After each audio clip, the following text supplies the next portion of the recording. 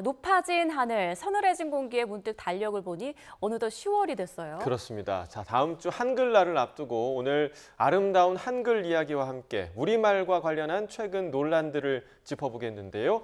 장소원 국립국어원장 스튜디오로 모셔봤습니다. 어서 오십시오. 안녕하세요. 네, 자 국립국어원 하면 이제 많은 분들이 우리나라 우리말의 최고 권력기관 이 정도로는 알고 계실 텐데요. 정확히 어떤 분들이 모여서 좀 어떤 일을 하고 있는 곳인지 소개를 좀 해주시죠. 네, 국립국어원은 서울시 강서구 방화동에 위치한 문화체육관광부 소속 기관입니다. 그러니까 국립국어원에서 일하는 사람들은 국어학 분야에서 석사학위 이상의 학력을 가진 학예직 공무원들과 공무원에 준하는 신분을 가진 사람들이죠. 이 사람들은 우리나라 국민들이 우리 말과 글을 쉽고 편하게 사용할 수 있도록 한글 맞춤법이나 표준어 규정 같은 어문 규범을 관리하기도 하고 표준국어 대사전이나 우리말샘 같은 국어 사전을 편찬하고 관리하기도 합니다. 또 우리 국민들의 국어 능력을 조사하기도 하고 국어 사용 실태도 조사하고 또 4차 혁명 시대에 맞춰서 한국어를 잘하는 인공지능을 만들어야 되기 때문에 그 기본이 되는 말뭉치라고 부르는 언어 빅데이터를 구축하기도 하고요. 요즘 같은 시대는 한국어를 배우는 외국인들이 많아서 한국어 선생님의 수요가 많아져서 한국어 선생님들을 인증하고 재교육하는 일도 합니다. 또 특별하게는 수어와 점자까지도 관리하고 널리 알리는 일을 하고 있는 기관입니다. 네, 자 국립국어원에 대해서 소개를 해주셨는데 사실 뭐 저희 앵커들과도 뗄 수 없는 그렇죠. 기관이 아닌가라는 생각이 좀 드는데요. 저희가 이제 본격적인 질문을 드리기에 앞서서 온라인 게시판에 올라온 이제 국어와 관련한 그런 질문들을 좀 살펴보겠는데 한번 좀 보여주실까요? 네. 자, 보시면 추후 공업고등학교가 어디야? 이런 질문이 어느 게시판에 올라왔습니다. 지도 앱에도 안 뜨는데 어딘지 아는 사람 이렇게 물어보는 질문인데 사실 이게 우리가 문서나 서류 같은데 추후 공고라는 말들을 굉장히 많이 쓰는데 이게 정말 몰라서 올린 건지 아니면 장난으로 올린 건지 원장님도 이런 질문 본 적 있으세요? 네, 요즘 문해력과 관련해서 이런 재미있는 예들이 인터넷에서 많이 떠돌고 있고 또 언론에서도 많이 보도를 해서 저도 봤습니다. 뭐 사흘을 4일과 연관지어서 생각한다든지 우천시가 어느 지역에 있는 도시 이름이냐고 묻는 사람도 있다고 하더라고요. 네, 맞습니다. 그 밖에도 뭐 심심한 사과를 정말 그 심심하다고 생각하는 경우도 있고 금일 마감이라는 글을 보고 아, 금요일까지 마감이구나. 그리고 중식을 제공한다는 그 공지글에 중식, 그러니까 중국 음식을 제공한다는 걸로 이해하는 경우도 있다고 하는데요. 그런데 원장님, 이게 문해력이 과연 무엇인지 단순히 정확히 정의를 알고 있는 걸 문해력으로 보진 않더라고요. 네, 어떤 걸 맞습니다. 말하나요?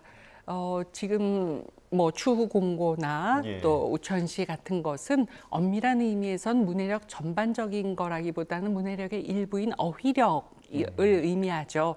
낱말 뜻을 잘 몰라서 틀리는 거니까요.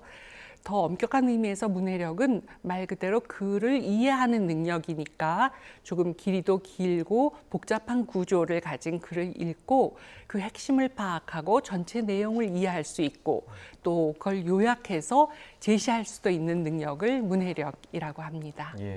자, 이 문해력에 대한 이런 이슈들이 요즘 뭐 SNS에서도 굉장히 많이 올라오고 여러 곳에서 게시판에서도 많이 올라오고 있는데 최근에 교육부랑 국가평생교육진흥원이 한 조사를 실시했는데 우리나라 성인 100명 가운데 3명이 자 지금 보시는 것처럼 비문해 성인이라고 합니다. 그러니까 비문해 성인이라는 게 기본적인 읽기, 쓰기, 뭐 세마기가 한 초등학교 1, 2학년 정도의 수준이다라는 그런 결과, 충격적인 결과죠. 근데 사실 제가 생각하기에는 우리나라만큼 문맹률이 낮고 또 교육열이 높은 나라도 없지 않을까 이런 생각이 드는데 이렇게 최근 들어서 문해력 저하가 나타나는 이유가 좀 어디에 있다고 보세요, 원장님? 네. 두 가지 정도로 생각해 볼 수 있을 것 같은데요. 첫 번째는 요즘 세대의 많은 사람들이 긴 글을 읽는 것을 싫어합니다. 그래서 어떤 정보를 얻고자 할 때 뭐 책을 한 권을 다 읽고 거기서 필요한 정보를 추려서 뽑으려고 하지 않고 동영상을 통해서 바로 주어지는 답만 원하는 거죠. 또 설사 글을 읽는다고 하더라도 긴 글을 읽는 대신에 요점만 정리되어 있는 뉴스 같으면 전체 뉴스를 보지 않고 카드 뉴스만 보는 게 그런 예가 되겠죠. 그렇게 짧은 글을 너무 읽기 때문에 긴 글을 읽는 문해력이 점점 떨어진다고 볼 수 있고요. 두 번째로는 아까 얘기한 추후공고나 우천시 같은 것들은 한자어들입니다. 우리말의 60% 가까이가 한자어 단어들인데 요즘 학교에서 한자 교육을 하지 않고 있죠. 그래서 그러다 보니까 자기가 아는 한자로만 뜻을 추측하려고 하다 보니까 이 문해력이 점점 떨어집니다. 그런데 그러면 한자 교육을 다시 시작해야 하느냐?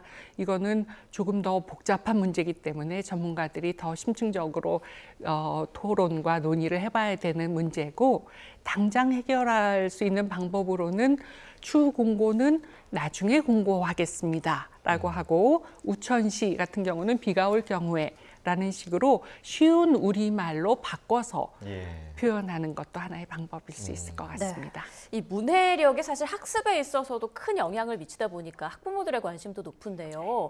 국립국어원에서도 이 문해력 이슈와 관련해서 별도의 교육 방안을 마련하고 있다고요? 네.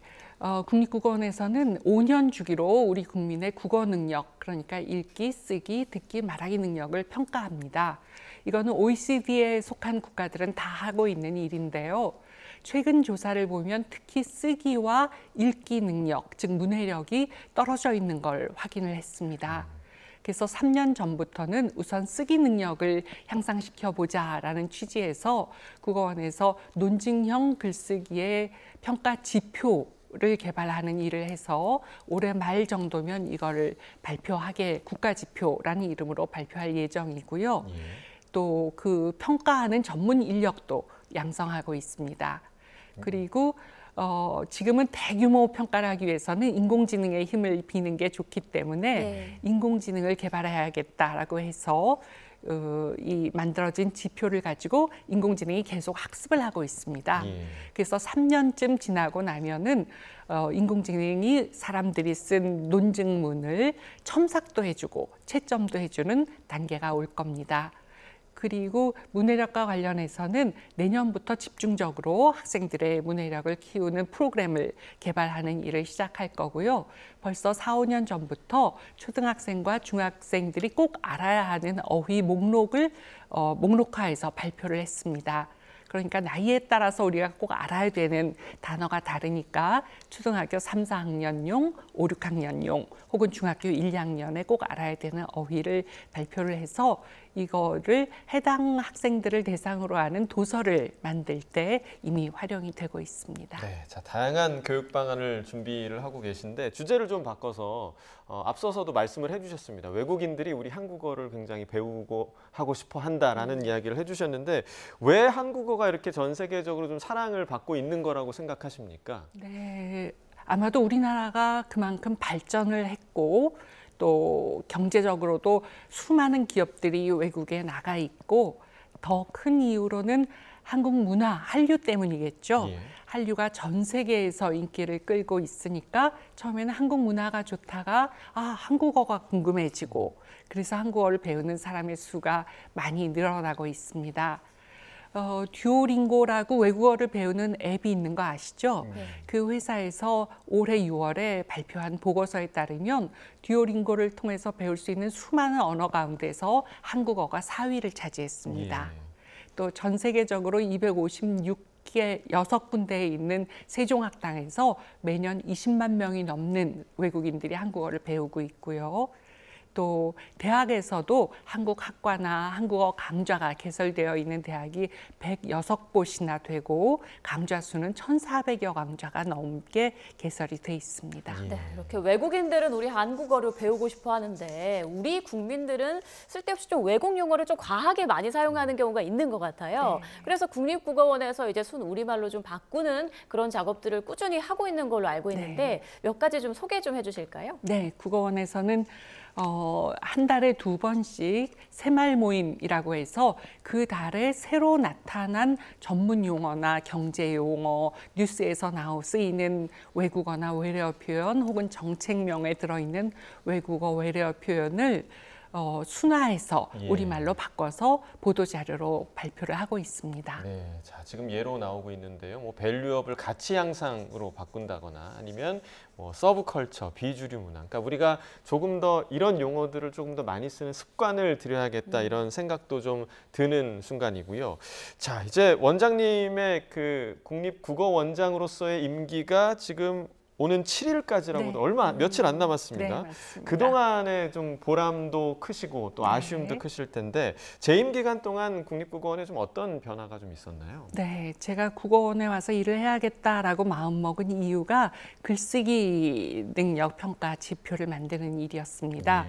왜냐하면 대학에서 논술 시험들을 다 보고 하는데 제대로 된 지표가 없어서 대학별로 논술 시험을 많이 축소하고 예. 있는 것을 보고 속이 상했었고요. 그렇지만 논증력은 현대사회에서 굉장히 중요한 능력이기 때문에 우리 국민들의 논증력을 키워주고 싶어서 이 지표 만드는 일에 착수했고 지금 잘 진행이 되고 있습니다. 네. 두 번째로는 외국인 국적자로서 한국어 선생님을 키우고 싶었습니다. 네. 한국어를 세계 언어로 만들고 싶어 하는데 단지 한국어를 배우는 외국인이 늘어나는 게 아니라 직접 외국인이 한국어 선생님이 돼서 자국민들한테 한국어를 가르치는 시대를 만들고 싶어서 K-티처라는 과정을 온라인으로 작년부터 시작을 했습니다. 예. 또 그런가 하면 어원사전이라는 거는 국어원의 수건이었는데 다행히 작년부터 예산을 확보해서 앞으로 4년이 지나면 2만 개의 어원사전이 출간이 될 거고요. 또 4년이 되면 완전 선진국 수준으로 4만 개 어휘가 실려있는 어원사전을 만들게 됩니다.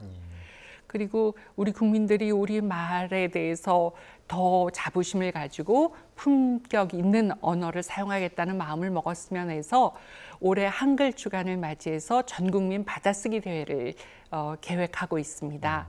벌써 9월에 각 지역 예선을 거쳐서 130명 정도가 결선에 올라왔는데요. 예. 이 사람들이 10월 4일 3시에 경복궁 흥덕전에 모여서 받아쓰기 대회를 할 겁니다. 예. 그렇군요. 바른 우리말 사용을 위해서 정말 많은 일들을 해 오셨는데 이제 한글날이 꼭 일주일 앞으로 이제 다가왔습니다. 국어학자로서 또 국립국어원장으로서 아름다운 우리말을 좀 소개해드립시다. 저희가 사전에 요청을 드렸는데 네. 예쁜 별 이름들을 가지고 오셨더라고요. 하나하나 좀 소개를 해주실까요? 네, 우리말이 아름다운 게 참 많은데 예. 별 이름 중에서 은하수가 우리말로 뭐라고 하는지는 앵커분들도 아시죠? 예, 예. 미리내는 많이 들어봤죠. 미리내는 예. 많이 쓰는 말입니다. 그러면 혹시 개밥바라기라는 건 들어보셨나요? 책 제목에 있는 거. 황석영 작가 소설. 예, 책 제목이기도 하지만 저녁에 해가 진 뒤에 서쪽 하늘에서 유난히 반짝이는 별이 있습니다. 그 별이 바로 금성인데 그 저녁 금성을 개밥바라기라고 합니다. 예. 그런가 하면 아침에 새벽에 해가 뜨기 전에 유난히 이번엔 동쪽에서 반짝이는 금성은 샛별이라고 부릅니다. 예. 또 작고 잘게 하늘에 흩어져 있는 작은 별들은 쌀아기 별이라고 하죠. 네, 그렇군요. 예쁜 우리말들 많이 알고 많이 쓰는 우리가 돼야겠다라는 생각 함께 해볼 수 있겠고요. 3년 임기를 마치고 이제 우리말 학자로 돌아가는 장소원 국립국어원장과 함께하는 시간이었습니다. 원장님 오늘 고맙습니다. 맞습니다.